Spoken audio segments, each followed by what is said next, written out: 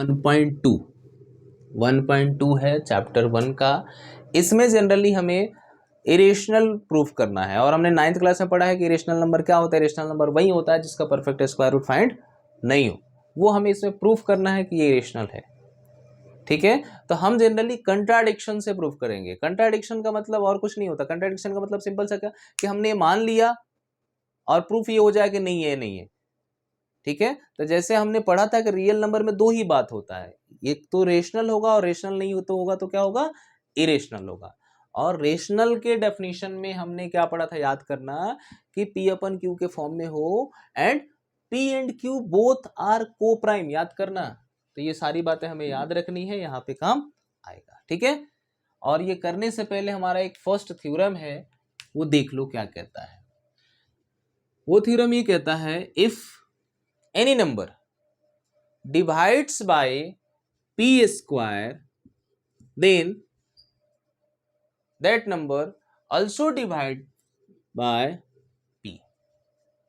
कोई भी नंबर अगर p स्क्वायर से डिवाइड हो रहा है तो वो p से भी डिवाइड होगा।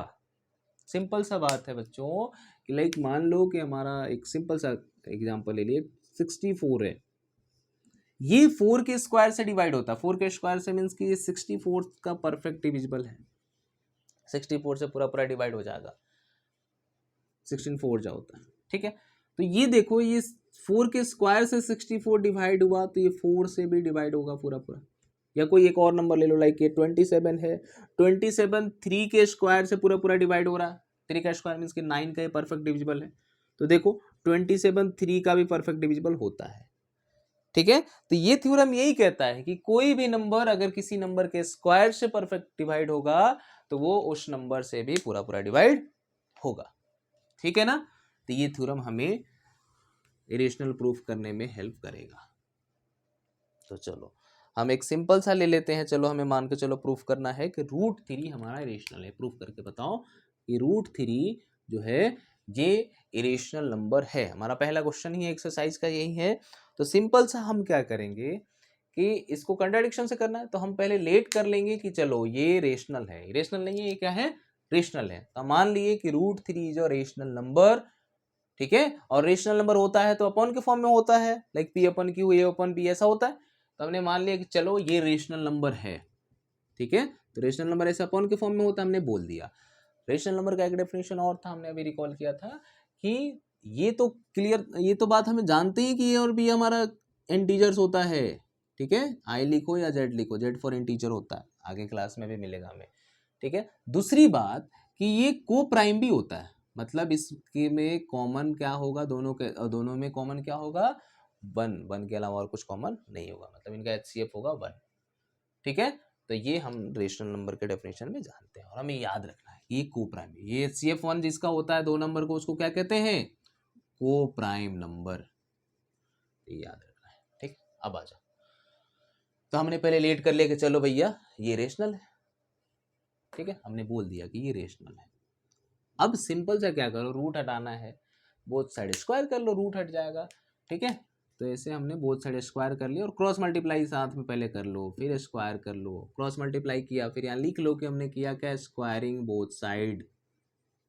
ठीक है ना, स्क्वायरिंग बोथ साइड, स्क्वायर किए तो √3 का स्क्वायर कितना होता है, 3, ये हमें आता है। बी का स्क्वायर बी स्क्वायर, और ये हो गया ए स्क्वायर। ठीक है, बी स्क्वायर और ये हो गया ए स्क्वायर। अब हमने एक बात पढ़ी है, क्या पढ़ी है बताओ, अभी हमें बताया था यहाँ पे, देखो ध्यान से, 3 जो है वो ए स्क्वायर से डिवाइड हो रहा है। तो यहां लिखेंगे 3 divides by a square, therefore 3 divides by ए।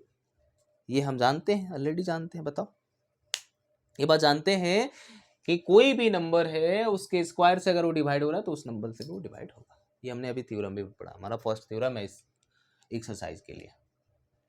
ठीक है, अब सिंपल सा एक बात बताओ कि जब ये इसका ये डिविजिबल था किसी का, जैसे 3 का डिविजिबल होगा तो 3 उसमें फैक्टर में आ रहा होगा।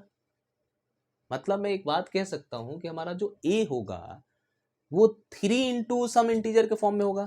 मतलब मैं बोलूँ कि हमारा जो ए होगा वो 3 इंटू समथिंग होगा।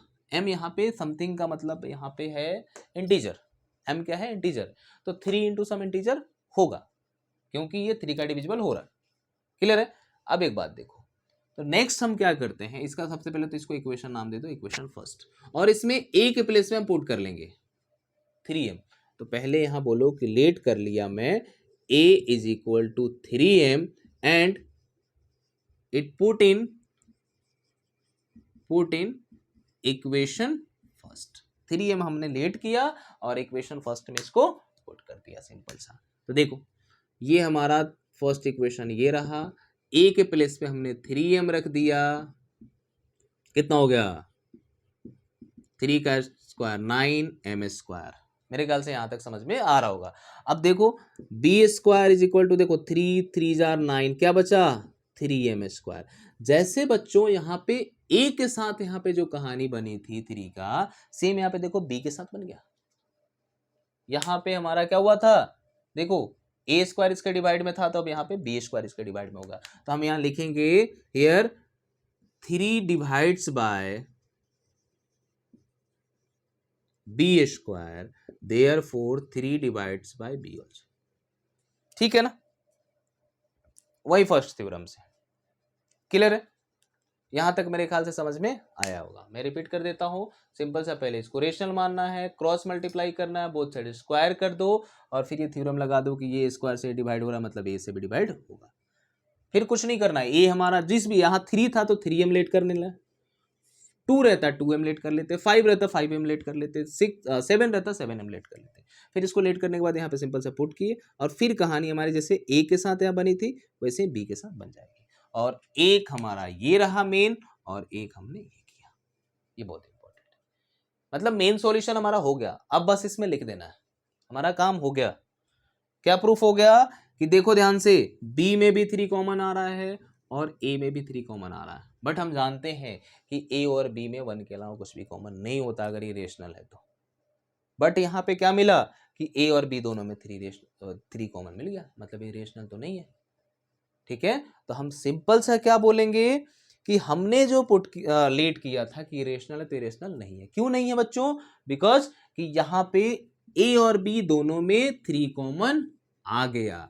तो आवर कंट्राडिक्शन, सॉरी, ये जो हमारा आवर एजम्पशन था ये रेशनल नंबर है वो गलत साबित हुआ। क्यों, बिकॉज कि हियर, यहाँ लिखोगे here 3 is common factor of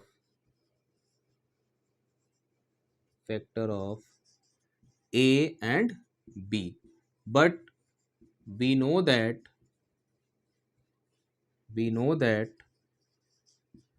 in a rational number, ये पूरा लिख लो, in a rational number no any common factor other than 1। ठीक है, here 3 is common factor of A and B, but we know that in a rational number there is no any common factor other than 1, therefore our assumption was wrong that √3 is irrational number। ये लिखना है, therefore our assumption was wrong that √3 is irrational number, therefore √3 is √3 is rational number। rational बोला था ना, तो हमारा assumption जो होगा, therefore our assumption was wrong that √3 is rational number, therefore √3 is irrational number। तो यहाँ पे ये लिखना है, therefore √3 is irrational number, ये हमारा प्रूफ होगा। ठीक है, irrational number सबके लिए सेम करेंगे। अगर मान लो हमारा यहाँ 2 आ गया, 5 आ गया, 7 आ गया, सबके लिए एज इट इज चलेगा। ये बस यहाँ पे 2 के प्लेस 3 के प्लेस पे 2 आ जाएगा, 5 के प्लेस पे 3 के प्लेस पे 5 आ जाएगा, इसी के प्लेस पे 7 आ जाएगा। अब एक सिंपल सा एक क्वेश्चन देखते हैं थोड़ा सा। अब देखो जैसे कि कोई भी क्वेश्चन आ जाए, जैसे मान लो कि अब ऐसा कुछ करके प्लस माइनस करके इसके साथ पूछ रहा है, ठीक है, कि ये प्रूफ करो कि इरेशनल है, ये इरेशनल है। इसको प्रूफ करना है कि 5 माइनस √3 इज इरेशनल नंबर। तो सेम जैसे उसमें अपन ने लेट किया था, तो यहाँ भी हम लेट कर लेंगे कि चलो ये हमारा रेशनल है, हमने बोल दिया रेशनल है।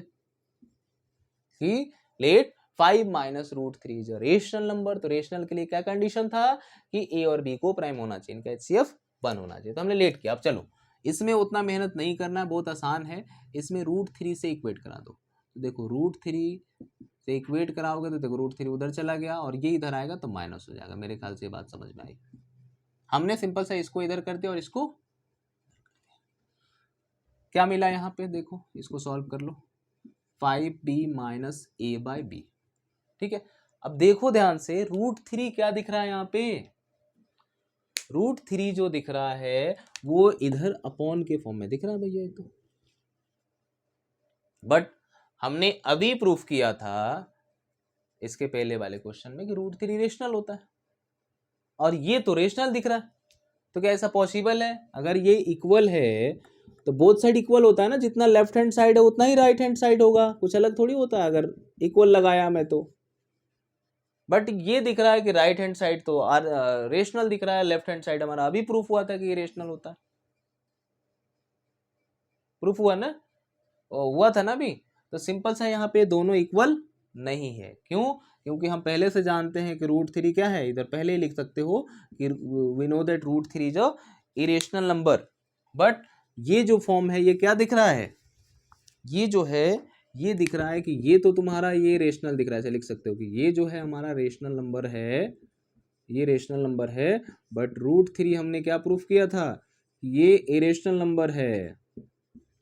तो दोनों इक्वल हो रहा है क्या? तो यार LHS not equal to RHS, दोनों इक्वल नहीं हुआ। मतलब ये इरेशनल तो पहले प्रूफ था, मतलब ये भी क्या है, इरेशनल है।